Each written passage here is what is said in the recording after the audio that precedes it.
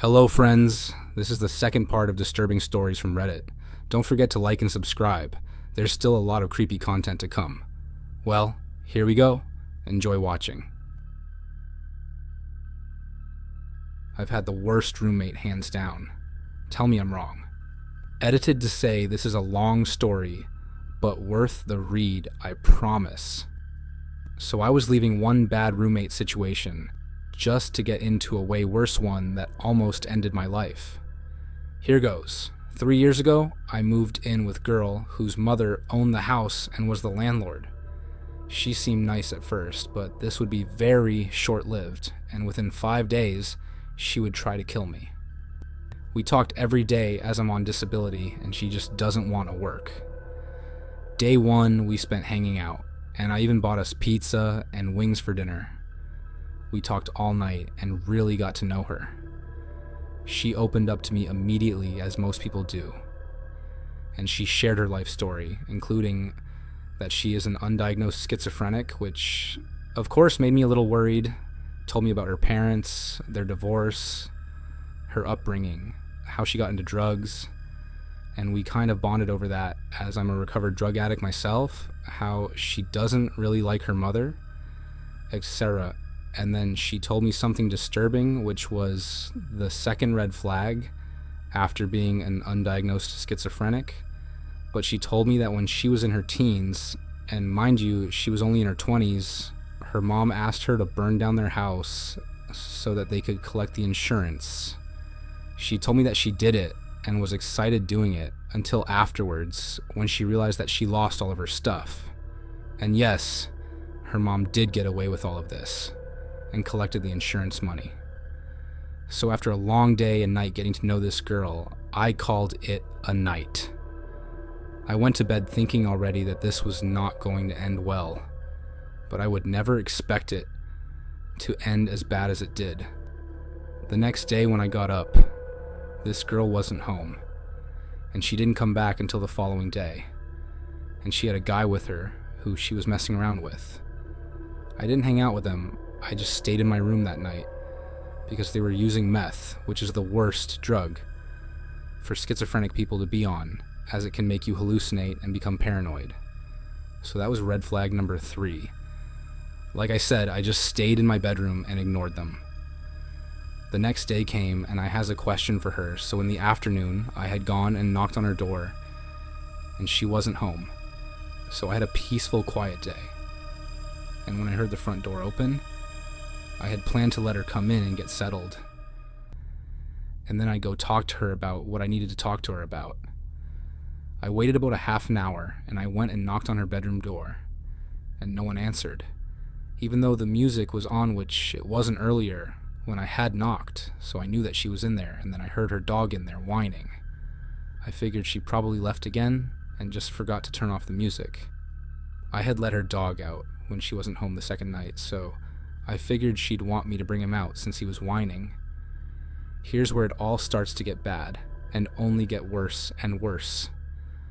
The door was locked, which meant that she was in there, but she wasn't answering and the dog was whining. I didn't know what was going on, and so I just went back to my bedroom. A few hours later, I was standing in the kitchen, where the entrance, still thinking the whole situation was weird, and her and 2 guys walk in the door. I was very confused, but said hello and spent a few minutes talking to them, and then I went to my bedroom because, as I said before, she had been doing drugs with one of the guys.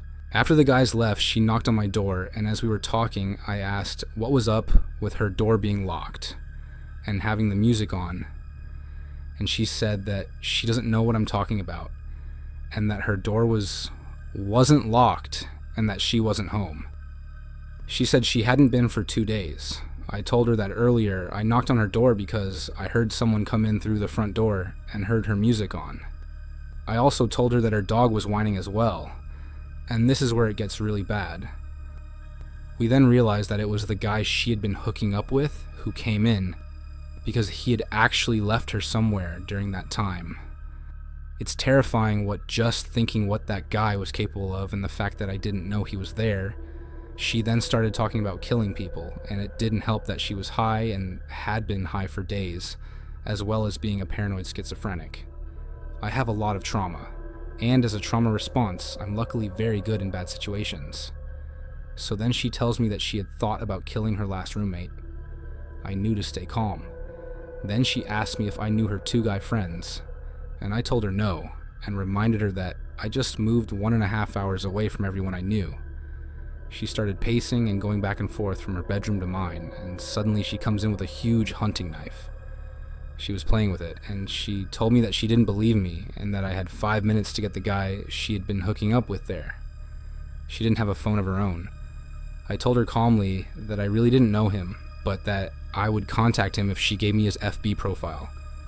She then accused me of putting cameras in the house to watch her because I knew her 2 guy friends, and I was setting her up with them so they could come in the middle of the night and torture and kill her.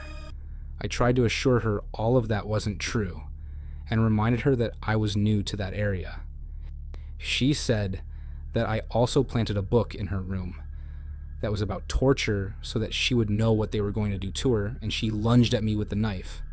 Luckily, I was standing right next to my nightstand that had my mace on top it, and I grabbed it just in time to stop her.